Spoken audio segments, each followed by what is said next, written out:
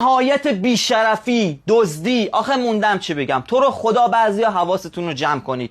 جدیداً مد شده میرن اداره پست یا تیپاکس بسته‌هایی که شماره تلفن و آدرس مشتری روشون نوشته شده عکس میگیرن، بعد 2 ماه 3 ماه زنگ میزنن به مشتری شما برنده فلان قرعه کشی شدی. مثلا عینکی که 400 تومن بیشتر پولش نیست بهش میگن 5 میلیون چون برنده شدی 2 میلیون و 100. این ماه 8مین نفر به من تماس گرفت و این مسئله رو گفت. لازم دونستم حتما یه پست درست کنم که سرتون کلا نره. آخه بی شرف حروم خور، چطور دلت میاد همچین کاری بکنی؟ حلال شما به زور میخورین.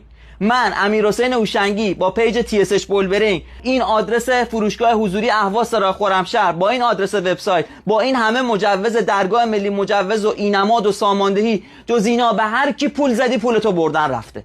تو رو خدا به هر کسی اعتماد نکنی. اینو بفرست حتما برای اون عزیزی که میدونی آنلاین خرید میکنه. حتما اینا رو چک کن، برای هر کسی پول نزن. خیلی مخلصیم.